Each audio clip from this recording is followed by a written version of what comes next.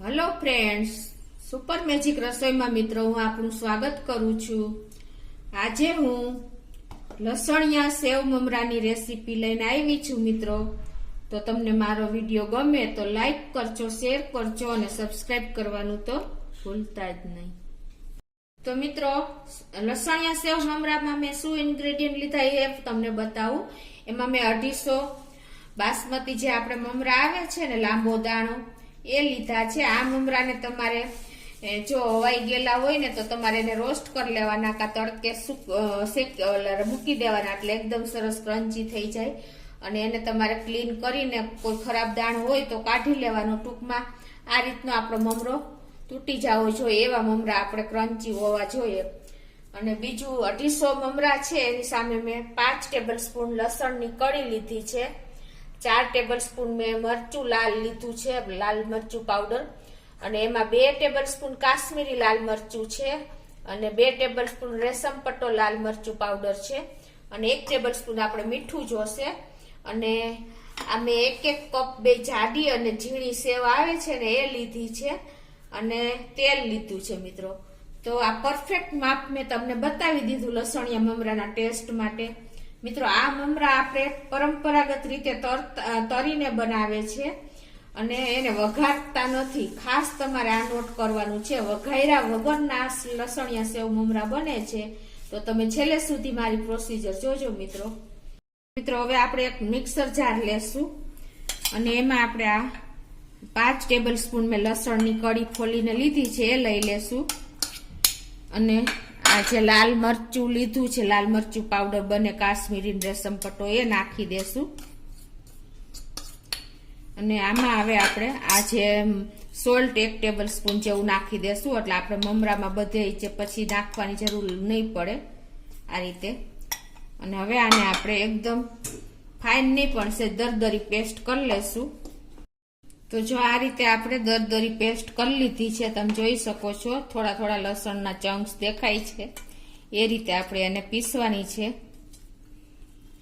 મિત્રો, આપણે શું કરવાનું છે કે આપણે આ એક પેનમાં હું અત્યારે 8 ટેબલ સ્પૂન જેવું તેલ લઉં છું આ રીતે। હવે આમાં આપણે જે આ લસણની પેસ્ટ બનાવી છે ને એ એડ કરી દેશું। અને આપણે અત્યારે જો હું ગેસ ઉપર મેં આ નથી મૂક્યું, આ રીતે હું નીચે જ આ પેસ્ટ નાખીને મિક્સ કરું છું। એનું કારણ હું તમને છેલ્લે બતાવીશ મિત્રો। આ રીતે આપણે આ બધી પેસ્ટ નાખી દેવાની। તો આ રીતે જો આપણે આ મેં નીચે જ આપણે આ રીતે મિક્સ કરી લેવાનું છે સતત આવી રીતે। એનું કારણ મેં તમને કીધું એમ કે એકદમ સરસ આપણે તેલ ને ચટણી લસણ વાળી એ બે સરસ આ ગેસ નીચે જ મિક્સ કરી લેશું। તો મિત્રો, જો આ રીતે આપણે મિક્સ કરી લેશું સરસ। કેમ કે આટલું તેલ મેં એટલું નાખ્યું છે એનું કારણ એ છે કે લસણ આપણું બધું તેલ શોષી લેશે, લસણ વાળી ચટણી હોય ને એટલે તમારે આમાં એમ લાગશે કે આટલું બધું તેલ, પણ મિત્રો એટલું જરૂરી જ છે। મેં પરફેક્ટ માપ જ તમને બતાવ્યો છે। આ પરફેક્ટ માપ સાથે કરશો ને તો આપણી ચટણી લસણિયા મમરા બહુ મસ્ત બનશે।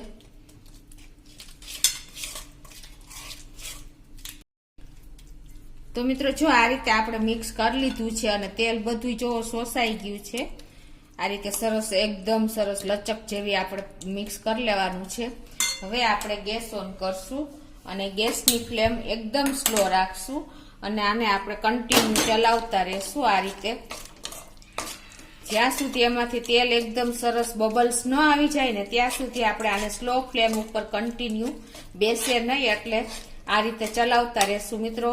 હવે તમને ખ્યાલ આવશે કે જો આપણે પહેલા જ તેલમાં ચટણી ગેસ ઉપર ચાલુ કરીને મૂકી હોત ને તો આપણું લસણની ચટણી દાજી જાત, એટલે એમ કે એનો કલર પણ ચેન્જ થઈ જાત, તો આપણા લસણિયા મમરામાં ટેસ્ટ અને કલર બંને પરફેક્ટ ન આવત।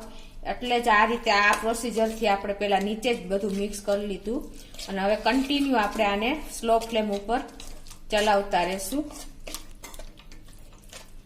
મિત્રો, આ રીતે તમે સેવ મમરા લસણિયા બનાવશો તો તમારે ક્યારેય બહાર લેવા જવા નહીં પડે, એટલા એકદમ ચમકવાળા અને એકદમ ટેસ્ટી મમરા સરસ બહાર જેવા જ બનશે। પરફેક્ટ મેજરમેન્ટ સાથે જ હું તમને ટિપ્સ અને ટ્રીક બતાવતી જાઉં છું મિત્રો, તો તમે ખાસ આ રીતે જ ટ્રાય કરજો। તો મિત્રો જો આ રીતે સ્લો ફ્લેમ ઉપર શેકતા એકદમ જો લચક જેવી ચટણી થઈ ગઈ છે અને આપણે બબલ્સ તેલના પણ આવી ગયા છે, તમે જોઈ શકો છો. એનો મીનિંગ એમ કે આપણી ચટણી સરસ પરફેક્ટ ધીમા ગેસ ઉપર શેકાઈ ગઈ છે અને એની કચાશ પણ દૂર થઈ ગઈ છે. આ રીતે શેકવાથી મિત્રો લસણની કચાશ એકદમ સરસ દૂર થઈ જશે અને આપણી ચટણી પરફેક્ટ શેકાઈ જશે. તમે જોઈ શકો છો અત્યારે. તો હવે હું ગેસ બંધ કરી દઉં છું અને નીચે લઈ લઉં છું, કેમ કે હવે આપણે એને ઠંડી થોડીક થવા દેશું. તો હવે આને આપણે ઠંડી થવા દેશું. તો મિત્રો હવે આપણે બહારના જેવા મમરા બનાવવા માટે આપણે મમરાને વઘારવાના નથી. તો એના માટે આપણે હવે આ મમરા જો મેં લીધા છે, મેં તમને કીધું એમાં આવી રીતે ક્રન્ચી મમરા લેવાના છે એકદમ સરસ. અને હવે આને આપણે તરશું મિત્રો. તરવા માટે પણ હું તમને એક મેથડ જ બતાવું છું. આ રીતે તમારે થોડા થોડા મમરા આવી કાણા વાળું જે આપણે જારો આવે છે એમાં લેતા જવાના આ રીતે, અને એને આ રીતે આપણે સાણસીથી પકડીને તેલમાં તરી લેશું. અત્યારે મેં ગેસની ફ્લેમ મીડિયમ રાખી છે મિત્રો, તમે જોઈ શકો છો. મેં તેલ પણ ગરમ કરવા મૂકી દીધું છે અને આપણું તેલ પણ ગરમ થઈ ગયું છે. ગેસની ફ્લેમ મીડિયમ રાખવાની અને આ રીતે આપણે એને તરતા જાશું મિત્રો. જો તમે સીધા તમે મમરા નાખશો ને મિત્રો તો તમારા મમરા એકદમ ચવડ થઈ જશે, ઉપર મમરા કુકડું વળી જશે તેલમાં અને એકદમ શાઇનિંગ વાળા નહીં રહે મિત્રો, અને એકદમ ઉપર કડચલી આવી જશે. તો તમે જો આ મેથડ થી મમરા તરશો ને તો તમારા મમરા બહાર જેવા જ એકદમ સરસ થશે. એટલે તમે આ ખાસ આ પ્રોસીજર કરજો મિત્રો, અને આ બધી નાની નાની ટીપ્સ હું તમને બતાવતી જાઉં છું, એ તમે યાદ રાખજો. તમે જોઈ શકો છો કે આપણો અત્યારે મમરો એકદમ સરસ નથી કુકડું વૈરો કે નથી આપણો મમરો એકદમ કડતલી વાળો બન્યો. એકદમ જોઈને એવા આપણા મમરા તૈયાર થયા છે, તમે જોઈ શકો છો. તો આ રીતે હું બધા મમરા તરી લઉં છું. તો મિત્રો તમે જોઈ શકો છો કે જો આ રીતે કરવાથી આપણા મમરા ચીમડાશે નહીં અને એવા ને એવા સરસ ફ્રેશ રહેશે. તમે એની કન્સિસ્ટન્સી જુઓ છે ને, એવા ને એવા વ્હાઈટ ને એવા આપણે જોઈએ એવા. હવે હું ગેસની ફ્લેમ બંધ કરી દઉં છું અને જો આપણા બધા મમરા આ રીતે મેં તરી લીધા છે, તમે જોઈ શકો છો. એકદમ સરસ આપણા મમરા તરાઈ ગયા છે મિત્રો. જો આપણા મમરા તરાયા પછી પણ હું તમને બતાવી દઉં.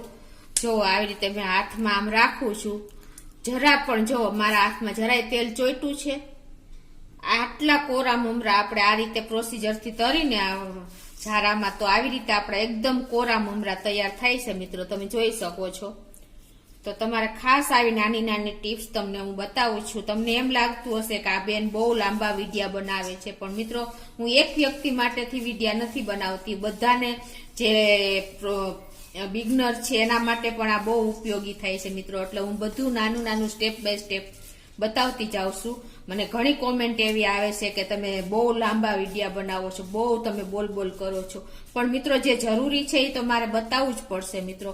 મારે ખાસ તો જે જાણવા માંગે છે ને એના માટે જ હું વિડિયા બનાવું છું મિત્રો. તો મિત્રો જો તમને મમરા પણ બતાવી દઉં કે આપણા મમરા કેટલા ક્રિસ્પી થયા છે. જો અવાજ પણ આવતો હશે તમને, અને એકદમ સરસ જોઈએ એવા આપણા મમરા ક્રીજ વગરના તૈયાર થયા છે. તો હવે આપણે આમાં જે મેં 2 કપ સેવ લીધી છે ઝીણી, એ એડ કરી દેશું. તમે જાડી ઝીણી જે તમને અનુકૂળ હોય એ લઈ શકો છો. હવે આ રીતે આપણે મમરામાં મિક્સ કરી લેશું.